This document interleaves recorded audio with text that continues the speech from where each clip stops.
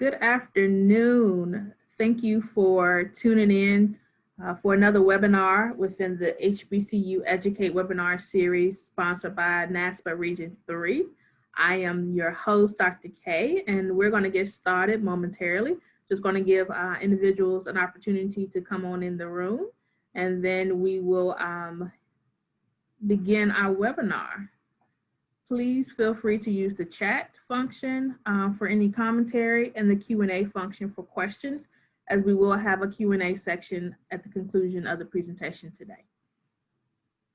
And once again, we'll start momentarily.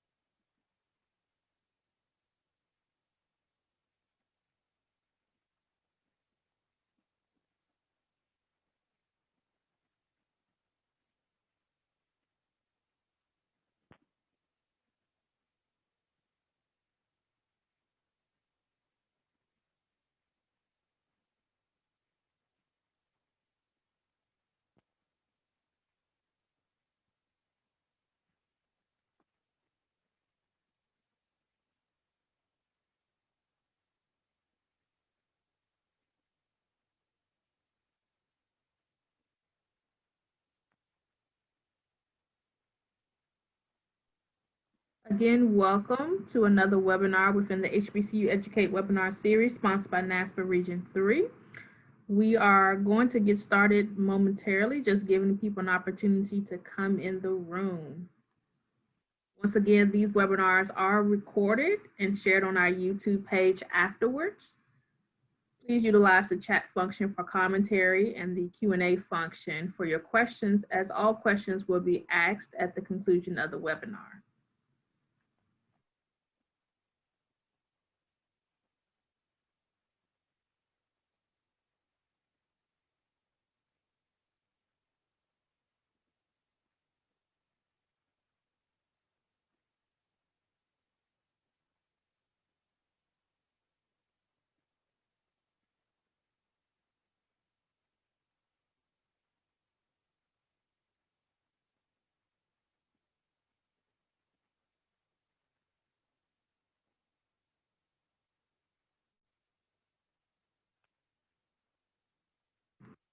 All right, if my guest is ready, I'm gonna go ahead and get us kicked off and get us started. So once again, I am Dr. K, the host of the HBCU Educate webinar series sponsored by NASPA Region 3.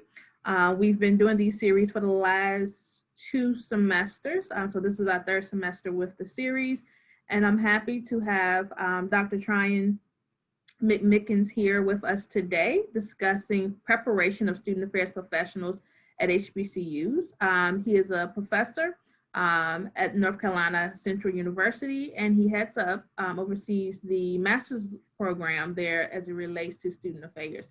And so I'm excited to have him here talk about how we can prepare ourselves, especially those that are new to the profession within HBCUs, and those who are currently grad students seeking opportunities to become professionals at HBCUs. So Dr. McMickens, the floor is yours. Good afternoon. Thank you so much, Dr. K, for the invitation. It's an honor and really a pleasure to join you all this afternoon to share some perspectives on preparation of student affairs professionals at HBCUs.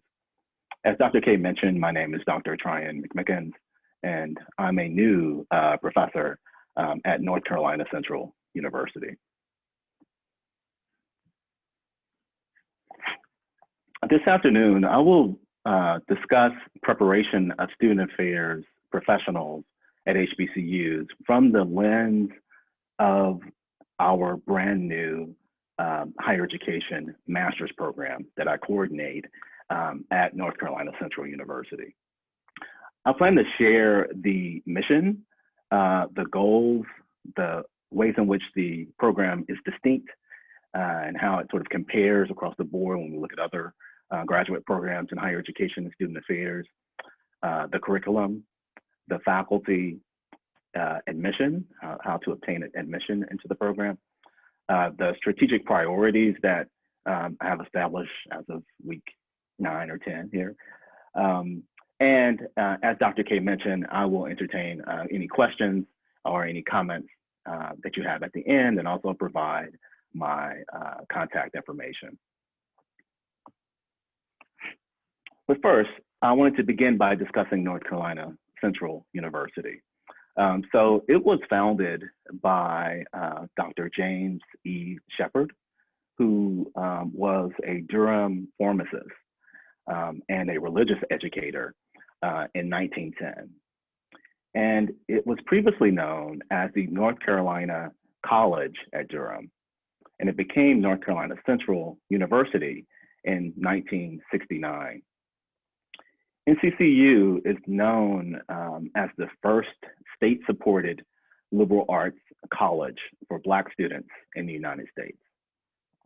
And it is one of 16 public institutions of higher education, or 17 public institutions of higher education within the University of North Carolina system. It's located in Durham, which is considered a part of the Research Triangle region of the state. And the university now offers a wide array of bachelor's, master's, a JD degree, and a PhD in integrated biosciences. And what we know today as the School of Education began in 1925 with courses intended to train Black teachers and principals to work in the racially segregated school system of the Jim Crow South. It became a department in the College of Arts in 1928 and a full-fledged School of Education in 1989. Today, the School of Education is comprised of 2 departments, the Counseling and Higher Education Department, which was formerly called the Department of Allied Professions, and the Curriculum and Instruction Department. The Department of Counseling and Higher Education houses our program, the Higher Education Administration Master's Program. It also houses counselor education, which includes mental health counseling, school counseling, and career counseling. The Department of Curriculum and Instruction includes undergraduate and graduate degree programs in elementary education, middle grades education, educational technology, school administration, and special education programs.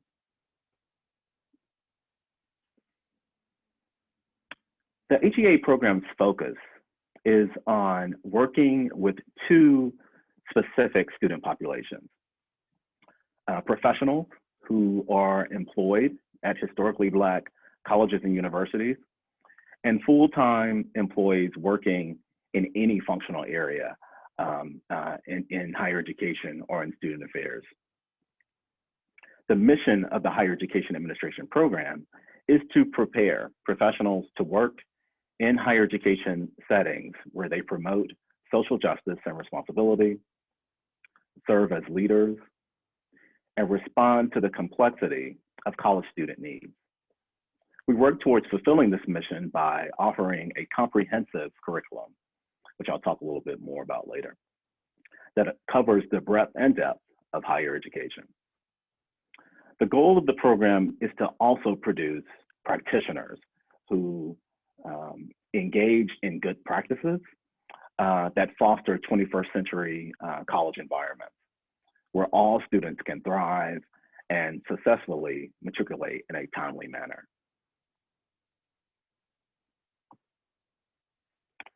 Also want to spend some time talking about sort of what makes NCCU's higher education program distinct.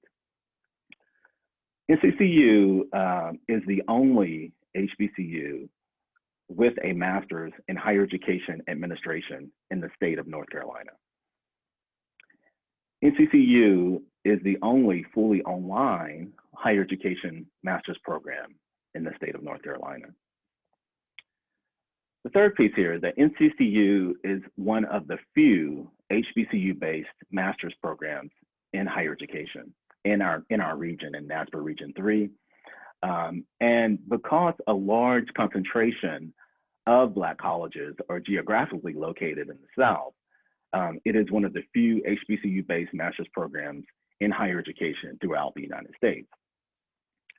The program offers an opportunity for undergraduates who desire to stay at NCCU to complete their graduate degrees. It also provides, I believe, sort of a unique opportunity for NCCU's current employees, particularly the staff members who work at the institution, to pursue graduate education. According to some data that we collected from our Office of Research and Evaluation and Planning, about 20% of current staff members hold only a bachelor's degree. So the program could help in providing a deeper knowledge of higher education and student affairs administration to current staff members. I should also preface and say that it's important to note here that that 20% statistic is consistent for the most part across the board with colleges and universities, regardless of institutional type, because most staff members on college and university campuses do not hold graduate degrees in student affairs administration or in higher education administration.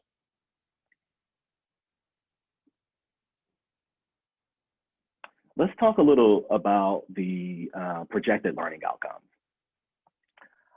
First of all, let me say that the students are the heart and the cornerstone of the HEA program, right? There would obviously be no academic program without having wonderful students involved in the program. So graduate students who complete the Master of Science in Higher Education Administration at NCCU will be able to develop a theoretically solid philosophy of practice in higher education, integrating research into evidence-based practice. They will be able to formulate a professional identity that responds to the needs of student populations while using culturally competent practices and procedures. They will become well acquainted with current trends and issues concerning students at student affairs divisions on college and university campuses. They will become familiar with typical organizational structures of student affairs divisions, as well as the multiple functional areas within the profession. And lastly, they will be able to clearly articulate the nature of student affairs work and persuasively justify its role in student learning and development. And we do these projected learning outcomes through a series of courses and programs that are offered within the academic program. The HEA program is a 42-hour program that's offered 100% online. And again, it's ideal for those who desire to attain strong theoretical knowledge that can easily translate to practice. Students can finish at their own pace with a minimum of 2 years if you are a full-time student, and a maximum of 6 years if you are a part-time student. You know, I've even had some students who choose to take one class a semester, right? And you could do that and then obtain the degree in 6 years if you're working in a very sort of involved, practical full-time position. The program is also designed for current higher education and student affairs administrators who desire to strengthen their skills and knowledge base and obtain a graduate degree that will help them enhance their practices and perhaps advance to mid-level supervisory positions, right? So perhaps the student is interested in being promoted, for example, from assistant director to director, or from assistant director to associate director of a particular functional area within higher education. So the program would help a student do that. Again, it's also ideal for those students who desire to work full-time while they're pursuing a graduate degree.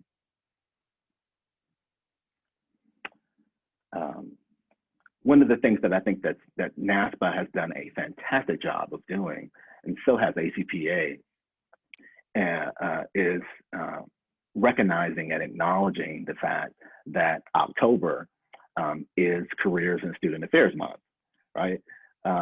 So I think it's only fitting to share with you some examples of careers in student affairs and in higher education that one can pursue with a graduate degree. Now, this is not a comprehensive or exhaustive list, but it does offer a sampling of potential careers that folks can take on when obtaining a graduate degree.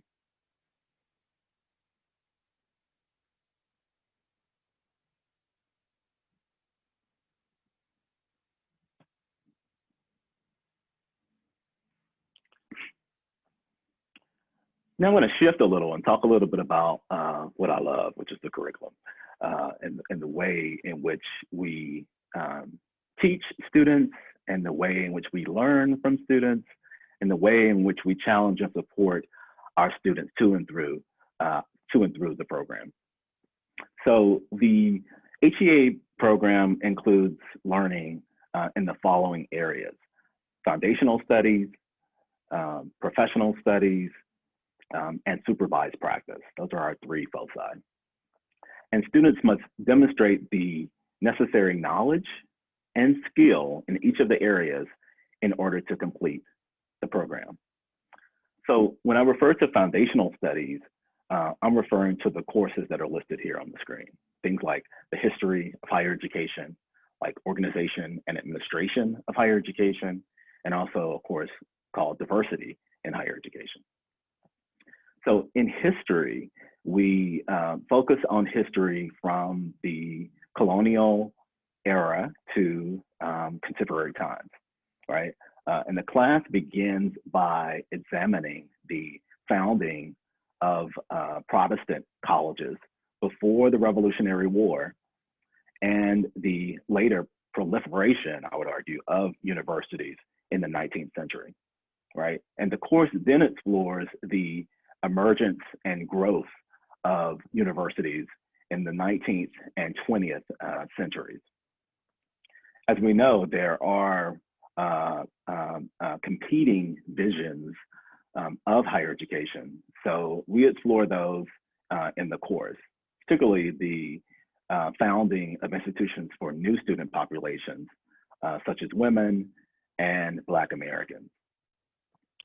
Developments in the disciplines and institutions that focus on or institutions that have an impact from federal funding and philanthropy as well. So in providing a historical overview, we also look at the shift from elite education, when we think about the founding of a place like Harvard in the 1600s, prior to the founding of our country in the 1700s, right? So it's incredibly old, to what we have, what some scholars would argue now is what we have now, which is this mass education, this complete sort of pursuit, I would argue, of a higher education from practically every sector. The Oregon admin course, we introduce students to the complex nature of colleges and universities, right? Particularly colleges and university administration, right? And in that course, it elucidates the application of administrative theory to higher education practice by examining what I would argue, sort of the interplay between organizational characteristics, modes of governance, like shared governance between faculty and administration, and institutional culture at different types of colleges and universities, right? So our frame of reference for that course takes the view that colleges and universities in all of its forms, from public and private to small and large, are incredibly complex organizations. There are two primary components to the course. The first concerns the study of organization. What I mean by that is structures, systems, forms, functions, and the like. And the second is administration, which refers to things like processes, people meaning students, faculty, staff, right, contractors, et cetera, and products and management behavior, right? And then lastly, the last foundational studies course is a course that's focused on diversity issues in higher education. And I actually teach that particular course, and in it we examine issues of justice, issues of equity, issues of inclusion, belonging, and diversity in higher education. Understanding, I would argue, the needs and challenges of a diverse student population in colleges and universities is the primary focus of the course, because I would argue that students are unarguably the primary focus of higher education, right? In addition, we focus on issues of oppression, specifically issues like sexism, racism, classism are explored, and we use case studies to help student affairs practitioners creatively think about how to productively respond to these isms that can enable them to really enhance student outcomes and overall student success. And it's also really just a survey course on diversity and inclusion in higher education. We look at gender, we look at social class, we look at race and ethnicity, we look at religion and faith and spirituality, we look at sexual orientation, social justice, education, we look at regional, international, and comparative differences across the globe in terms of thinking about education and higher education in particular. We look at ability and disabilities. We look at campus climate, and we also have two modules that focus on minority serving institutions, particularly focused on historically Black colleges and universities, ANAPESES, which are Asian American, Native American, and Pacific Islander serving institutions, Hispanic serving institutions, tribal colleges and universities, predominantly Black colleges and universities, et cetera, right? So we go pretty in depth in terms of thinking about all the ways in which issues of inclusion, issues of belonging, issues of diversity, issues of justice play out in American higher education and also in student affairs administration.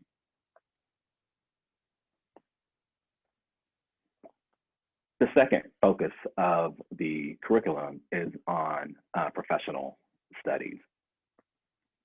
And under the professional studies strand, there are 4 classes: theories of college student development, college students in the campus environment, educational research and statistics, and legal and policy issues in higher education.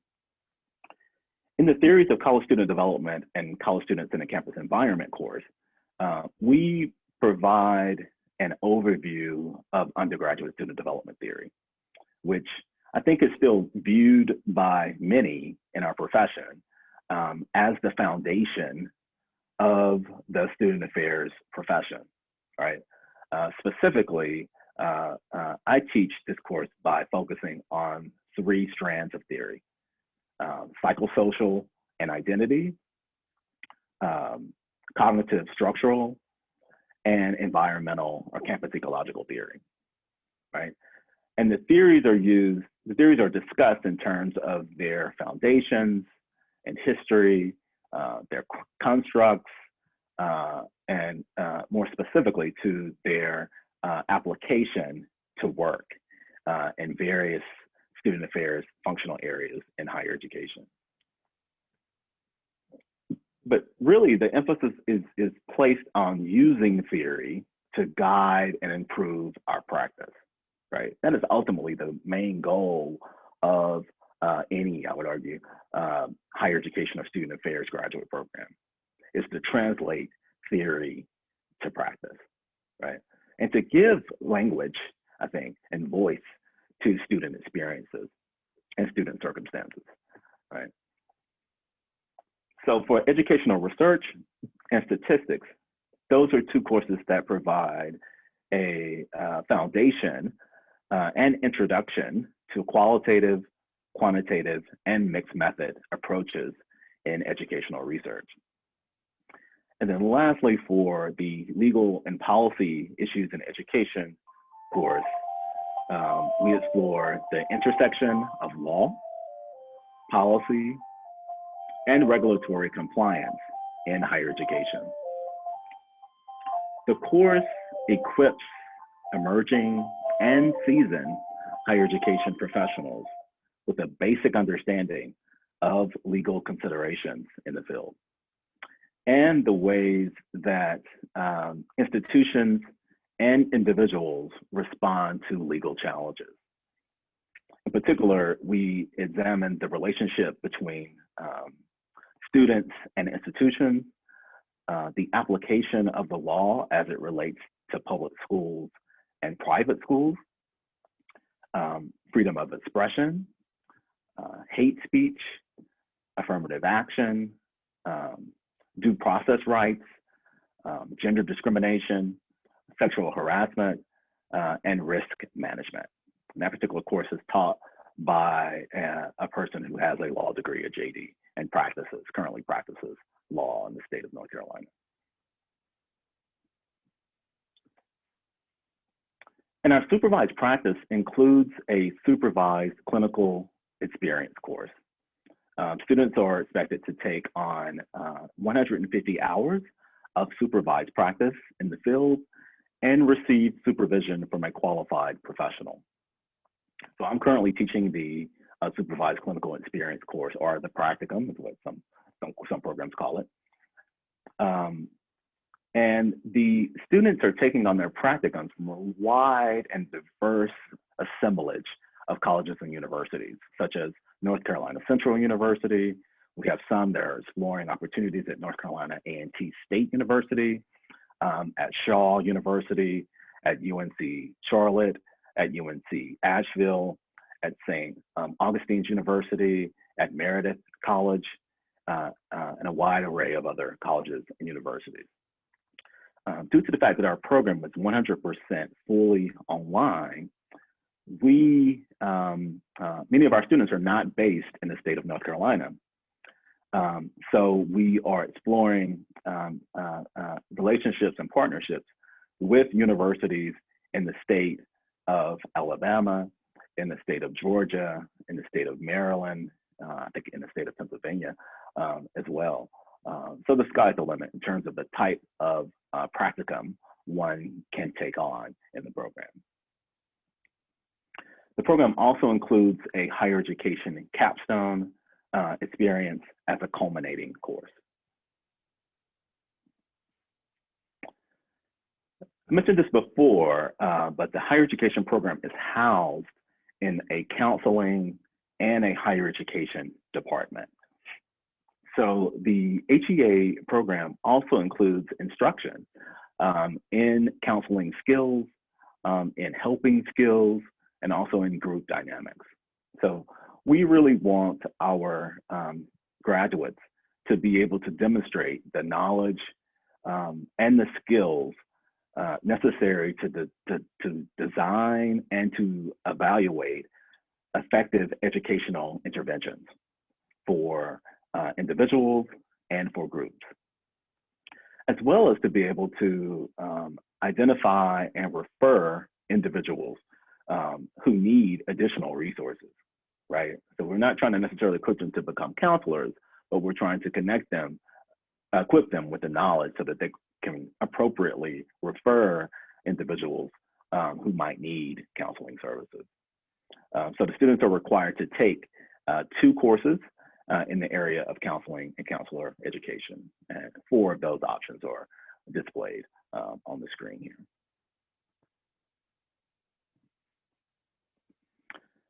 Additionally, and lastly, in terms of the curriculum, the program includes an opportunity for students to take up to 6 hours of elective credit, right? So if a student has a particular interest in a specialized area in student affairs administration or in higher education, they can choose to take a course focused on this area of interest, right? So those could be courses like institutional effectiveness and data metrics, which will ultimately be taught by our chief data scientist at the university.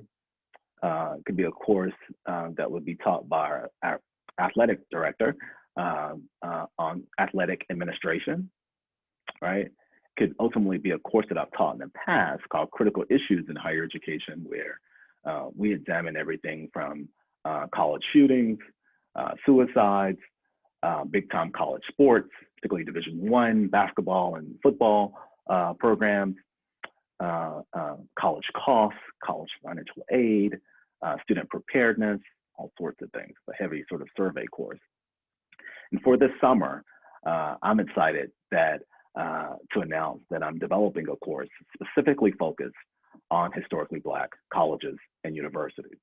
And that course will give students an overview of the historical context in which Black colleges were created.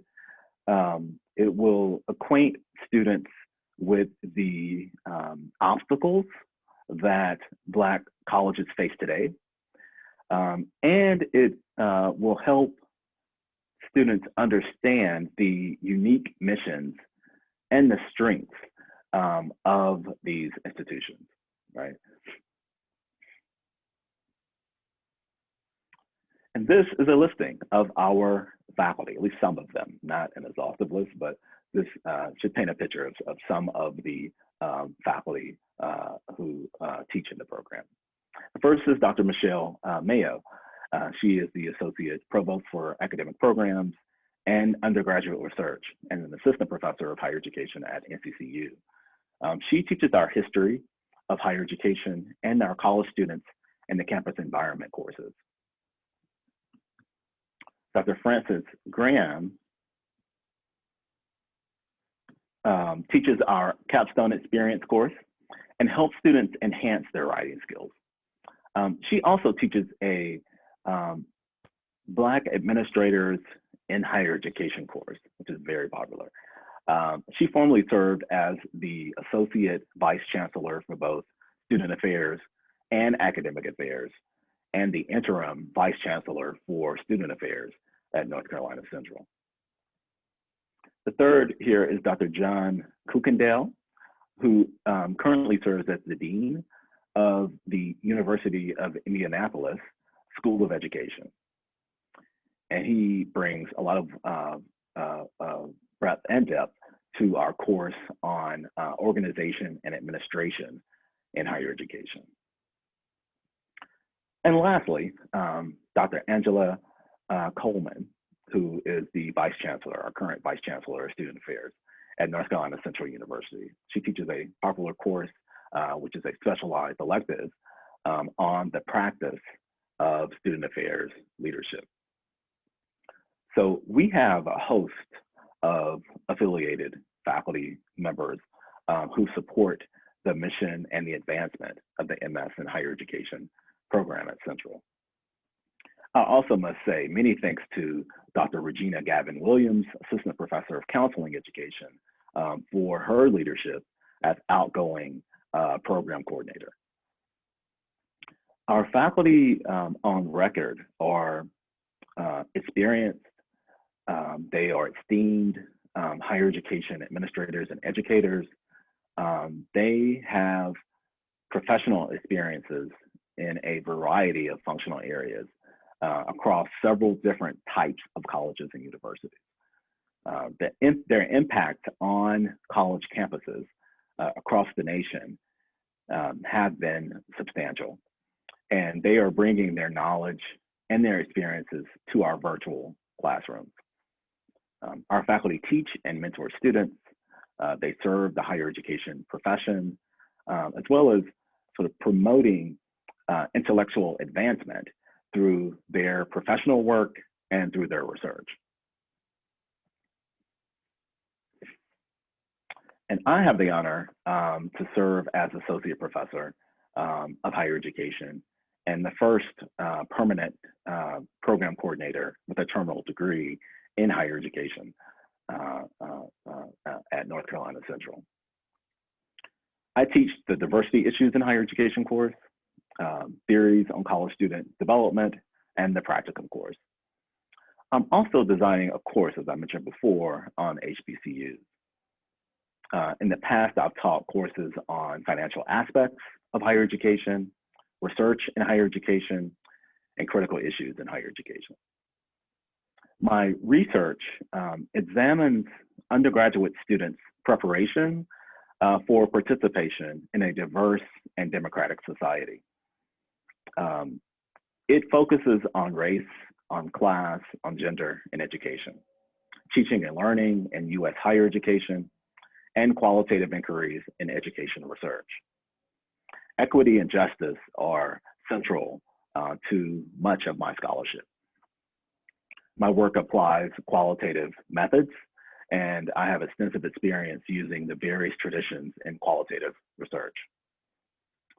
For the past decade, I was on the faculty at Suffolk University in downtown Boston as Associate Professor of Higher Education, the third director of our Administration of Higher Education Master's Program there, and the inaugural director of the Disability Services in Higher Education online certificate program. I'm the former Director of Operations and Strategic Initiatives ad interim at the University of Richmond School of Arts and Sciences. It's the largest school there with 23 departments and 11 interdisciplinary units. And I was responsible for managing roughly $1 million budget and helping to design and execute various aspects of ANS's first strategic plan called C30. Prior to joining the faculty at Suffolk, I spent 4 years as an assistant director of the National Black Male College Achievement Study. That's still considered today the largest study of Black men in college. I was assistant director of the Grad Prep Academy and doctoral research assistant to Dr. Sean Harper in the Center for the Study of Race and Equity in Education at the University of Pennsylvania. Before Penn, I served in various project management roles, student development roles, student affairs roles, fundraising roles at the Harvard Graduate School of Education, at Tuskegee University, and at the Thurgood Marshall College Fund, which is a fund that supports all of the public, historically Black colleges and universities throughout the nation.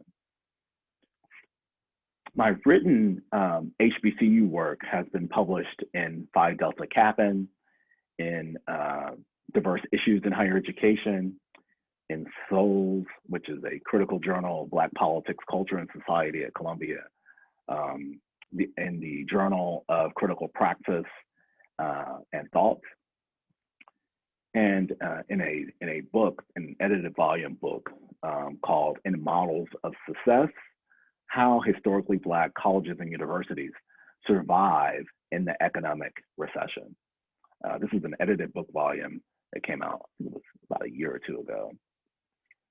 Next month, and this is displayed on the screen here, I have a book chapter coming out in a book called Ethics in Higher Education, Promoting Equity and Inclusion Through Case-Based Inquiry. This would be my first book chapter published by Harvard Education Press.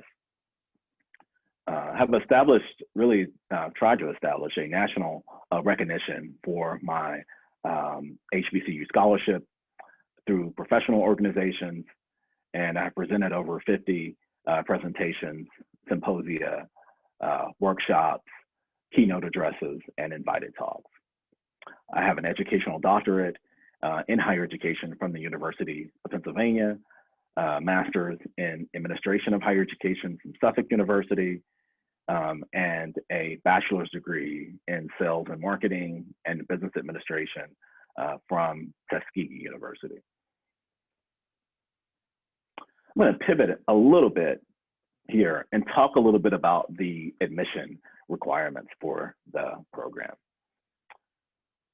Prospective students are expected to have a minimum of a 2.75 cumulative undergraduate GPA, 3.0 GPA required in their undergraduate major, a minimum of a 3.0 cumulative GPA if they are a second master's degree seeking candidate, and a bachelor's degree from an accredited institution.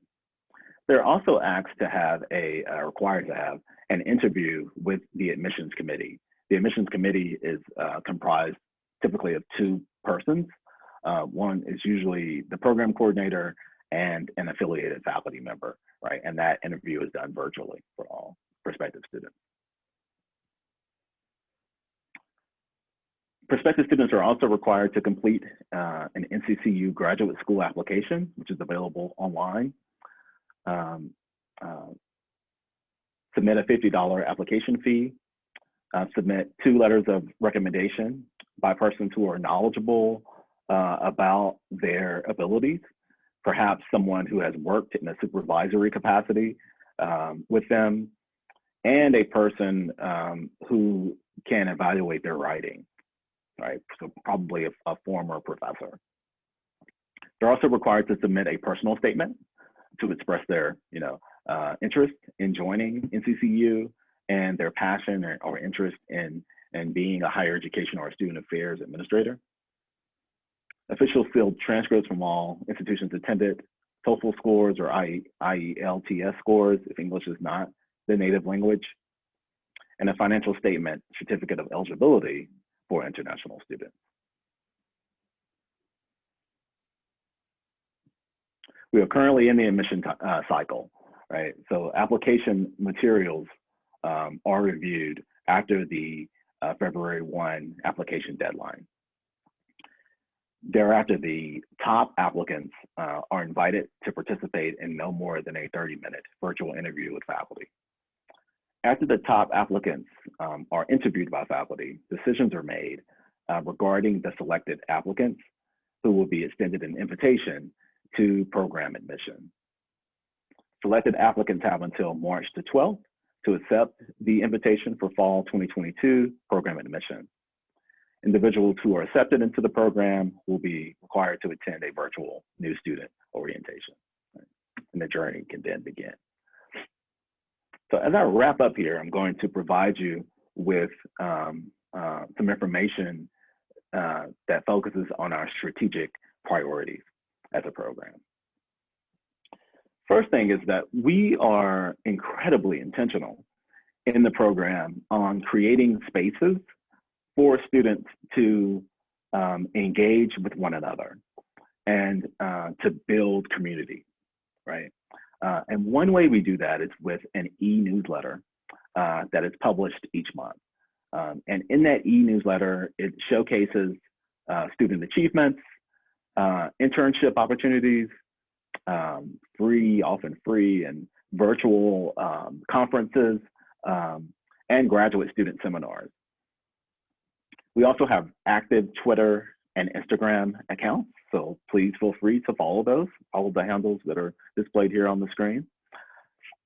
I want to highlight the fact that our graduate assistant who supports the program has been doing an amazing job capturing student profiles of students on our social media channels, right? Particularly on Instagram. So feel free to follow the Instagram page. And here are some strategic priorities on how the program serves student affairs professionals at historically Black colleges and universities, right? The first thing is that the academic advising model that we have challenges and supports students to and through their degree program. So just as much as faculty are challenging and supporting students, students are challenging and supporting faculty, right? In many ways, right? There are also opportunities embedded all throughout the program for students to participate in and present their work at national and regional professional organizations. So my goal is to have at least one presentation at a national student affairs professional association with HEA students each year, right? A collaborative type of presentation with them each year, right? There are also opportunities to publish students' coursework all throughout the academic year. And lastly, and this is a sort of a new initiative that I expanded, is to expose students to the diverse, I think, range of persons and organizations throughout the nation engaged in higher education and student affairs administration. So I'll talk a little more about this strategic goal on the next slide. So what I've done is I've created a national speaker series where higher education leaders visit with the HEA students and faculty to share insights on their philosophy on higher education leadership. So at the beginning of the semester, this fall 2021 semester, back in September, I invited Dr. Walter Kimbrough, the president of Dillard University in New Orleans, to our virtual space. And he provided a rich conversation on his essay that was recently published in Diverse Issues in Higher Education called Who Succeeds as an HBCU President. So I invite you to check out that essay if you haven't already. On October 12th, Dr. Larry Bacow, the president of Harvard University, spoke to our students about his journey in higher education. He discussed a wide range of topics, including higher education leadership, college cost, state support for public universities. And he also provided some words of wisdom for folks who work in higher education. He was formerly a member of President Barack Obama's White House initiative on historically Black colleges and universities. And he was one of the first non-HBCU presidents to be named to the White House initiative on HBCUs by permission of the HBCU president. In less than 2 weeks, pleased to share that we have Dr. Danette Howard, who is the Senior Vice President and Chief Policy Officer for the Lumina Foundation, coming to visit our virtual space. Lumina is the nation's largest private foundation focused solely on really increasing access and success in higher education. And she will join us to share her insights on higher education leadership. She formerly served as the Secretary of Higher Education for the state of Maryland and is on the Board of Trustees at Howard University. And our last guest for the fall semester is Dr. Keith Curry. Dr. Curry is the president and the CEO of Compton College in Compton, California. He's coming to our virtual space in December. And he will, right now he leads the, I think it's the 114th community college in California, right? The California Community College system is the largest system in the nation. They have 2.1 million students, right? And he is leading so many efforts right now nationally in terms of helping students to address food insecurity, unhoused students, and just trying to address student basic needs in general at his college. So I'm incredibly excited and thrilled about this strategic priority that we have put in place.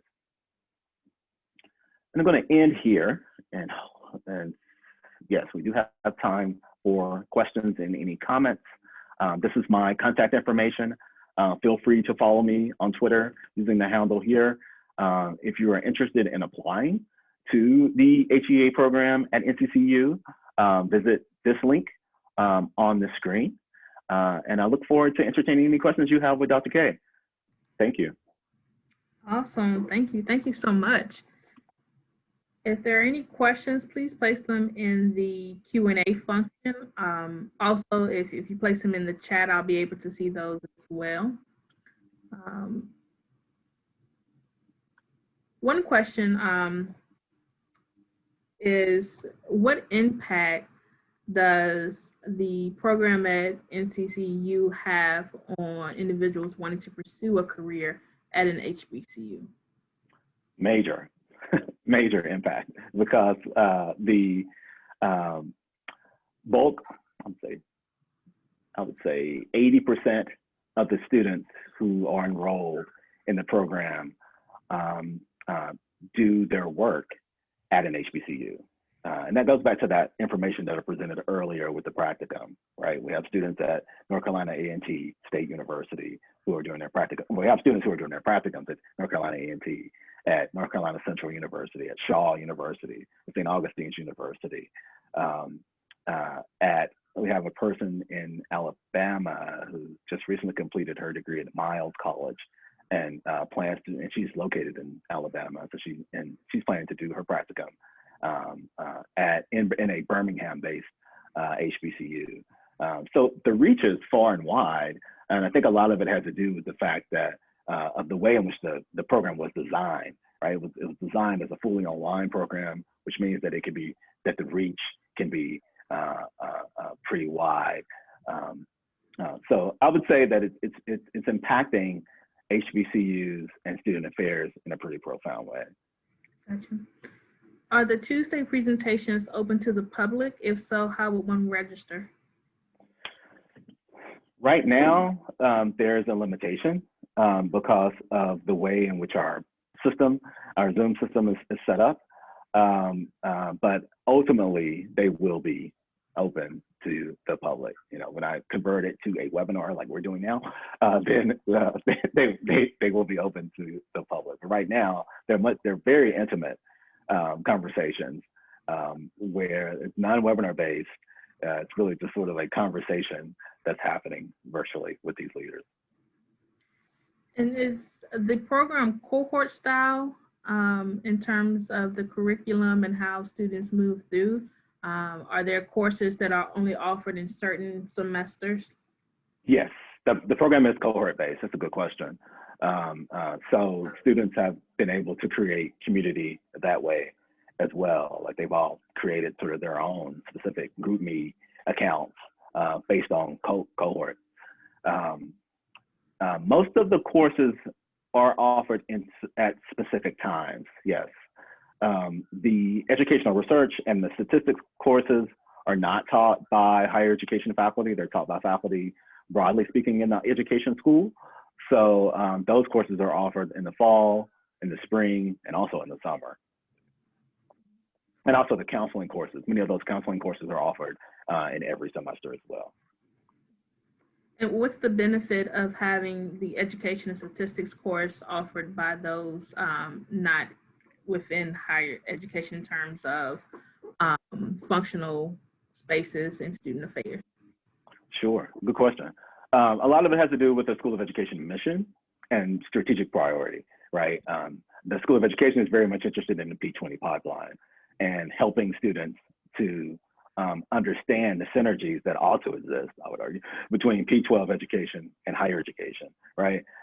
And one way to do that is by having shared courses for statistics and educational research taught by folks in education, in the education school. So all of the graduate programs at North Carolina Central University are required to participate in this sharing project among the educational research faculty. And a question for me, as someone who does student affairs assessment at HBCUs, within the courses that you've listed, which course would more align with students getting an understanding of student affairs assessment? Assessment?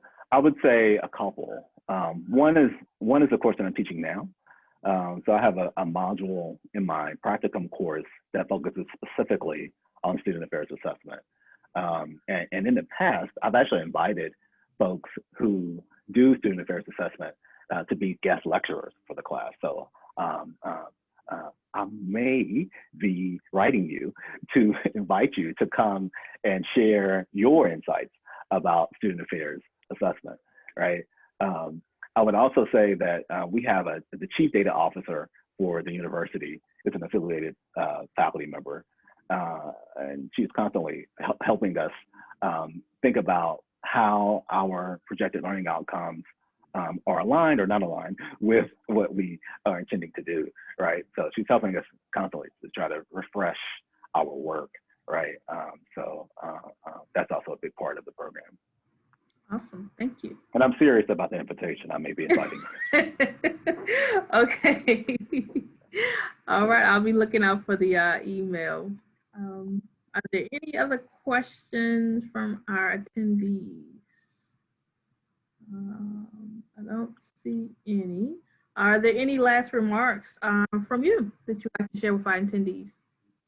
Just thank you. Thank you for the opportunity to share. It's an honor to be in NASPA Region 3. As I mentioned before, for the past 11 years or so, I was a part of NASPA Region 1 in New England as a professor up in Boston.